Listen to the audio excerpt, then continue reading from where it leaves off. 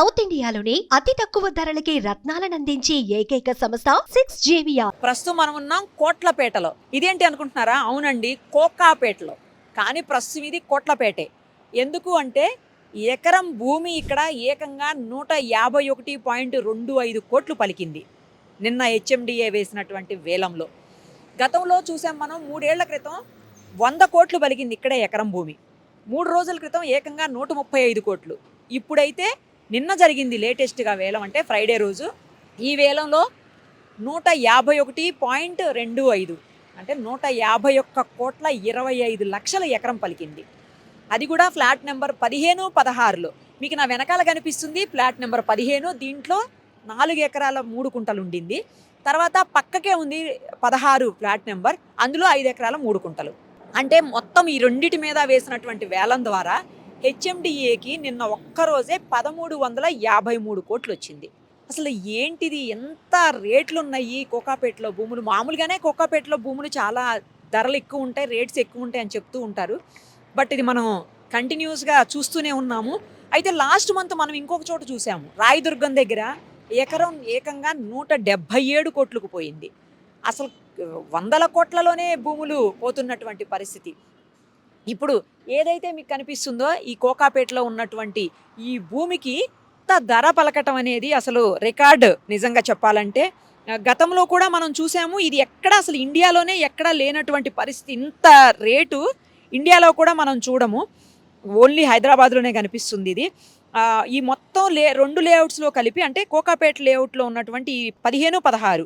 ఎందుకంటే మేజర్గా ఈ పక్కకి వీళ్ళు చూపిస్తున్నారు చూడండి, రోడ్డు ఉంది, 150 ఫీట్ రోడ్డు.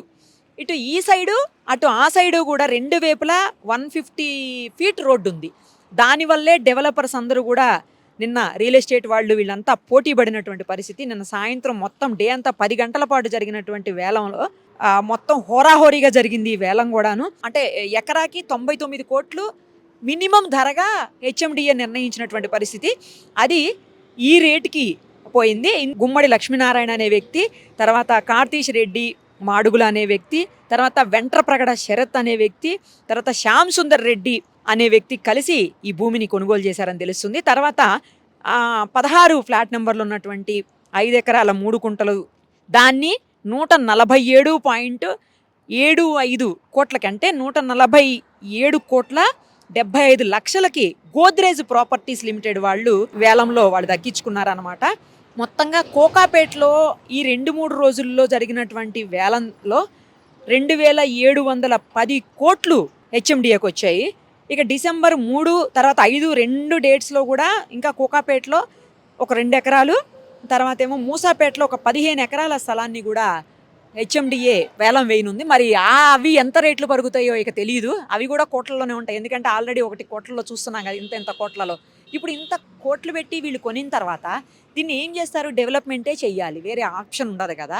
ఆ డెవలప్మెంట్కి దానికోసం ఏం చేస్తారంటే 70 నుంచి 80 ఎత్తులో ఉన్నటువంటి, అంటే 80 ఫ్లోర్స్ హైట్లో ఉన్నటువంటి హై రైజ్ అపార్ట్మెంట్స్ వచ్చేస్తాయి.